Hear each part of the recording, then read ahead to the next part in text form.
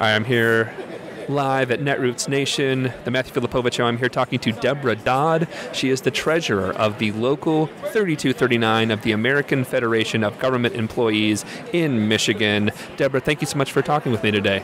Hi, how are you? I'm doing great. Are you doing good here today? You enjoy? I'm enjoying Netroots. It's my first time. Yeah. So it's very informational. Yeah. It's interesting. I also love talking to people. I've been here to many conferences. I love talking to people who maybe it's their first time actually being here. It can be a little overwhelming. There's a lot of things moving around, a lot of moving parts. But so I want to talk to you about something that's going on in Michigan, an assault on Social Security. It's something called 2025. I'm not super familiar with it. I'm happy to have you tell me what's going on here in Michigan, because it's something that when you look at the assault on Social Security, it's not just happening in Michigan, it's happening everywhere. So tell us all about Vision 2025.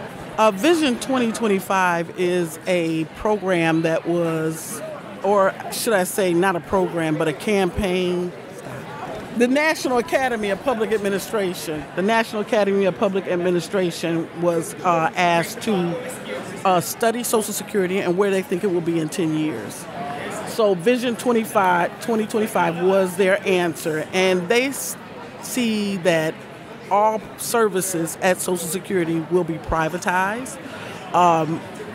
The elderly and the disabled who come into the Social Security Administration will not come in and talk to anyone. They will have to do all their business over the internet, or they'll go through, in very limited circumstances, be allowed to talk to an actual professional who knows about the program. So currently, the hours at Social Security offices have been cut. They closed on Wednesday at noon, and they now close at 3 o'clock during the week. So a lot of our customers who go to work aren't able to come in to the office and have services. They're having the staff actually turn away individuals who come into the office and tell them to go file on the internet. Right now they want to cut providing printouts of your benefit verification. A lot of people use that to verify their income for mortgages, loans.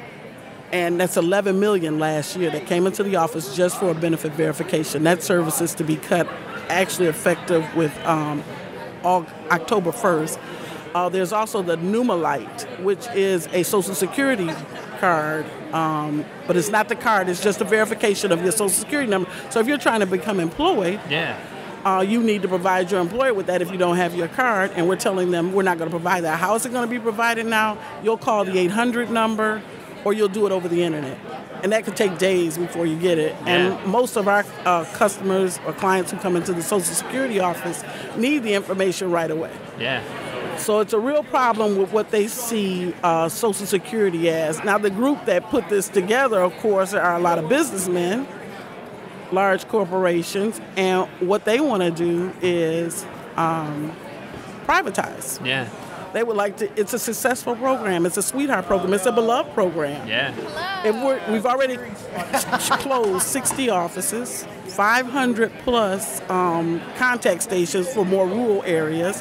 So these people already have no access to people, and they plan to continue to close them in the future. So that's going to be a problem. If you're in a rural area and you don't have internet, how exactly will you get your services? So now you don't have the phone. Now, it's been a successful program. We've always offered various ways to file a claim for Social Security. You could do it on the phone. You can come into the office and do it face-to-face. And why not just add the service? Well, they see us all working at home. And the Management Association has actually looked at this, and they're not in agreement with a lot. They too have a problem with it. So it's not just the union or the rank and file members of the organization. As a Social Security claims representative, my clients are very vulnerable. What's crazy is I think a lot of people kind of in the kind of broader progressive movement, when they think about the attack on Social Security, they think of it strictly at a national level. That's where a lot of, mistakenly, where the focus of the national program, it's like, oh, we have to stop these national bills of like trying to gut Social Security, trying to raise the age and all that stuff. That's something that we all kind of focus on. But what this is an example of, like so many of the other areas of progressivism, where these right-wing governors, they take over the local government and they go, be it for, women's choice, be it for environmental stuff, be it for things like Stand Your Ground, all of this litany of ALEC bills and right-wing bills that have gone through. This is something that the right has realized, that they can actually go after Social Security, not at the federal level. They can go after Social Security at the state level, and it's death by a thousand cuts. They're chopping at the bit of it, and what they're trying to do essentially is, it's not even just like some kind of idea. What they're trying to do is kind of make it so it's unpopular, right? They want to make it so that it's hard for people to do, and so when they try to do it nationally, it's like, well, Social Security, you can't even go see the office. That's how bad it is. So we have to clearly cut it and stuff like that. It's evil genius, like Dr. Evil level of genius going on here, right? Exactly. That has been a formula that the right has used for a long time. Yeah. Starve a program. Yeah.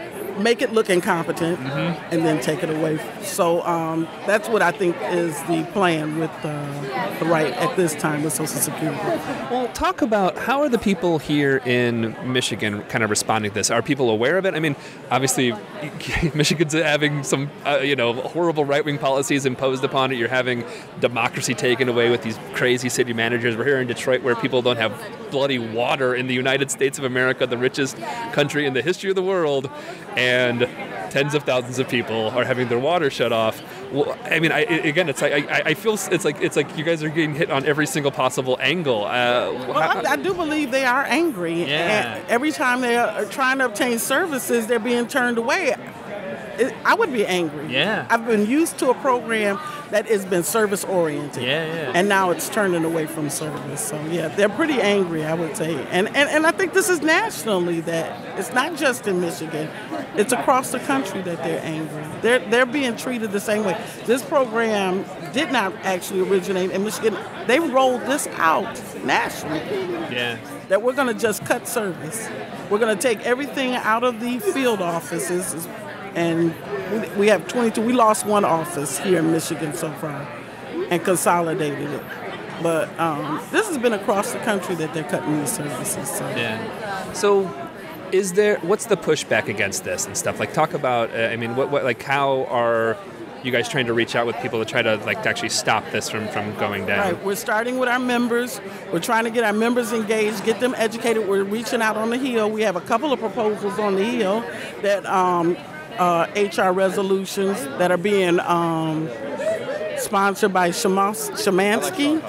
And so I think it's 4697 and 3997. Yeah. HR resolutions, but that you have to restore the services to our clients. So we reach out that way, and then broadly, we're trying to get in touch with grassroots, networking with different organizations to take up our cause and get the word out. There's 43 million Americans that saw us last year.